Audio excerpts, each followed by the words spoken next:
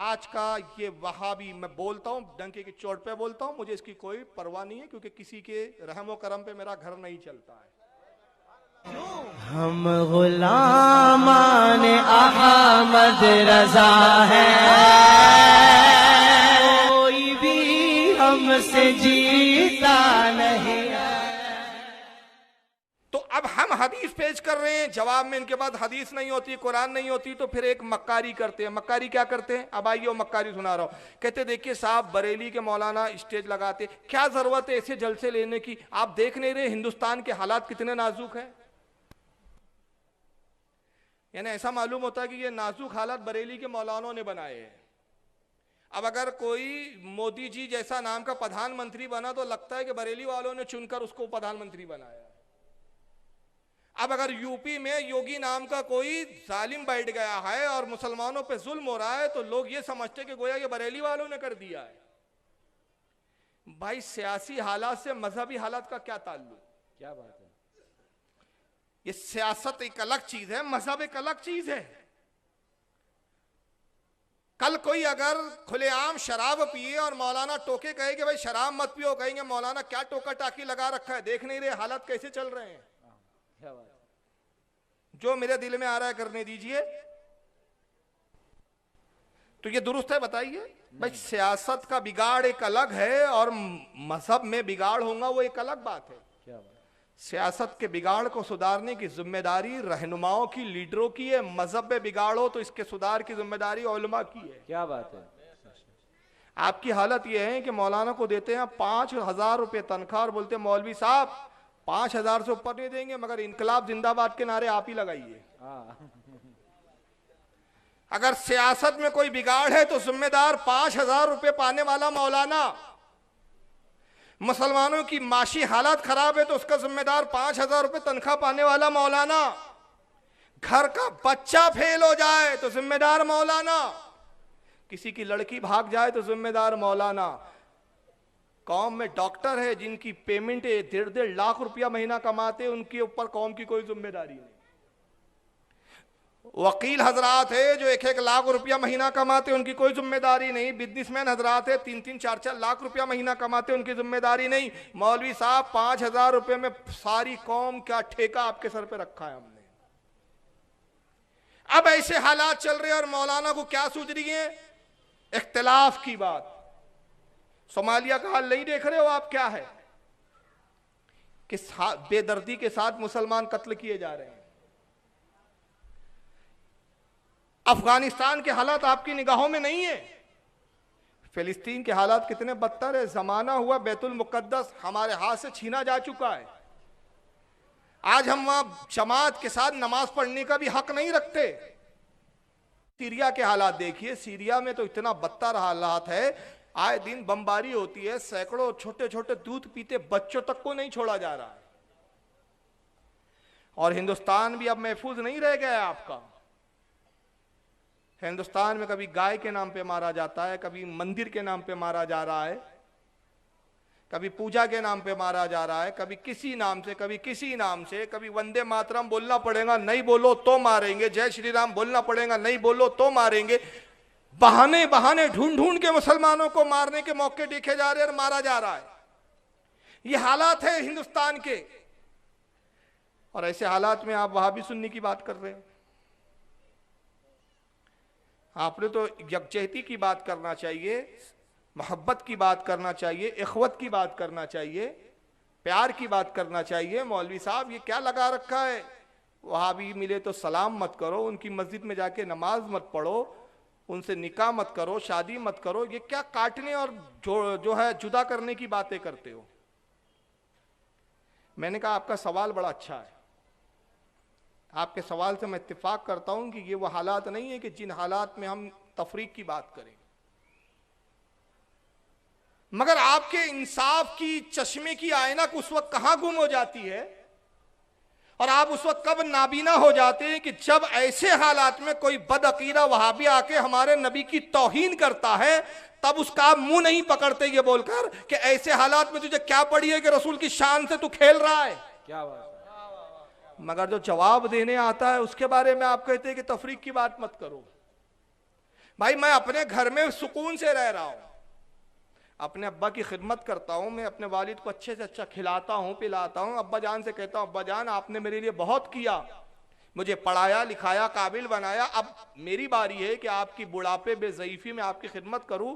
ये बिस्तर है नरम गद्दे का, ये मैंने आपके लिए अटैच बाथरूम भी बना लिया है ताकि आपको दूर जाना ना पड़े, आपके लिए नहाने धोने का इंतजाम है, बेहतरीन खाने का इंतजाम है, मेरी बीवी आपको वक्त पे खाना दे दिया करेंगी, आप आराम कीजिए, नमाज का वक्त हो ज़्यादा से ज़्यादा मस्जिद चले जाइए।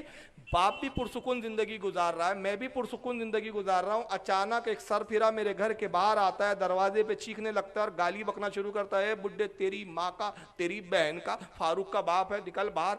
बताओ तफरीक कौन कर रहा है, मेरा बाप, मैं या वो? बोलो बोलो यार, वो कर रहा है।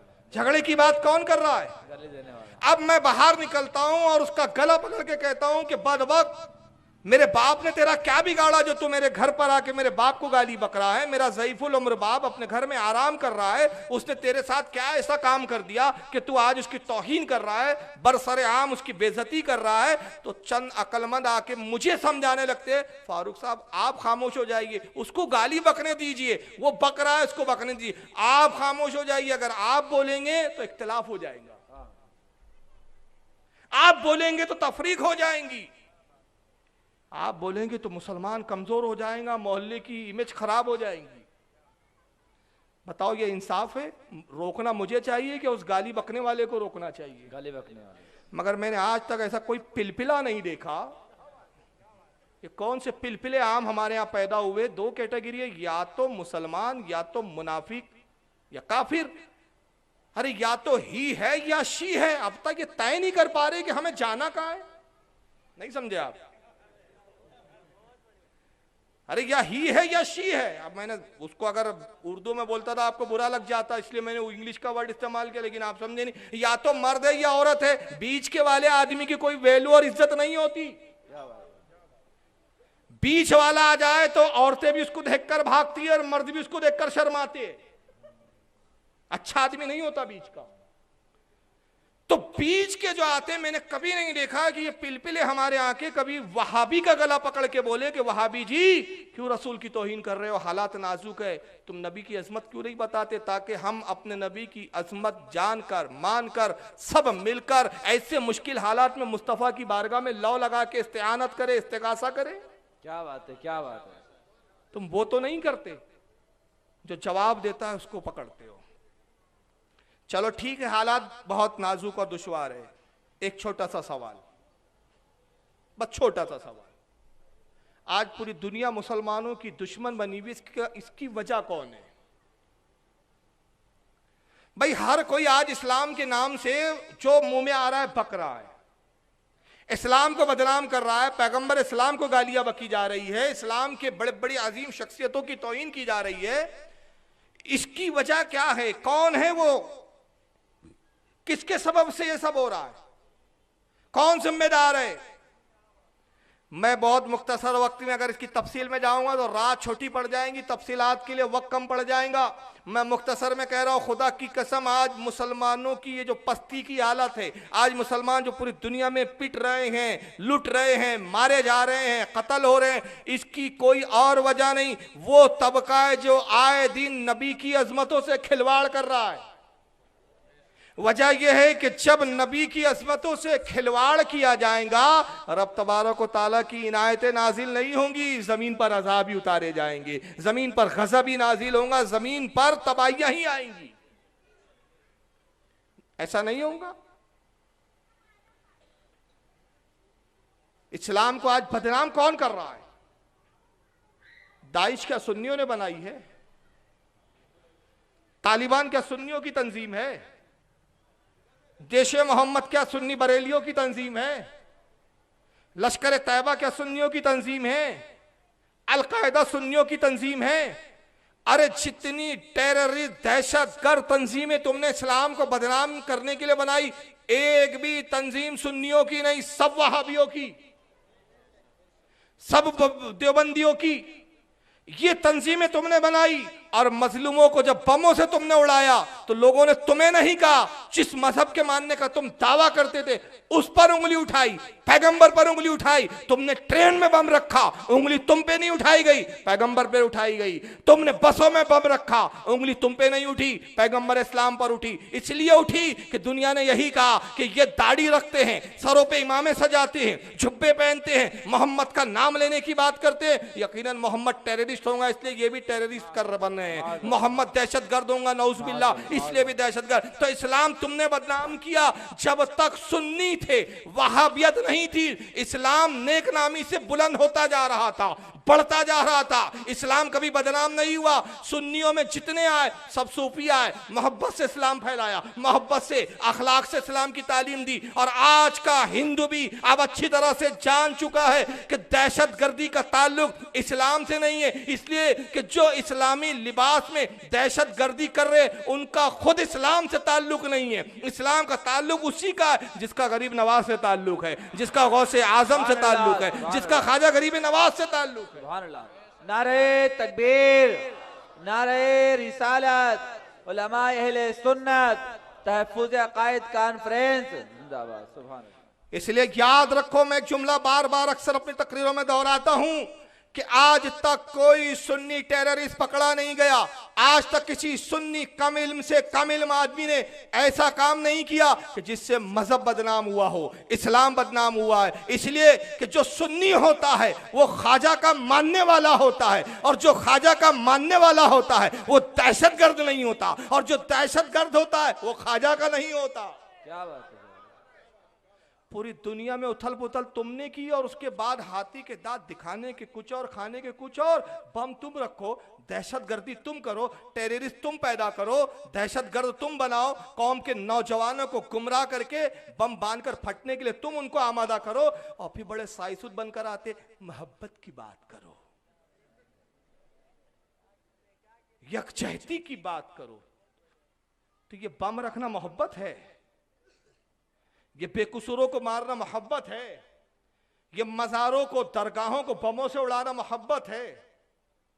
ये औलिया की कब्रों पे जाने को शिर्क बताकर औलिया के चाहने वालों को इस्लाम से बेदखल बताना ये मोहब्बत की निशानी है?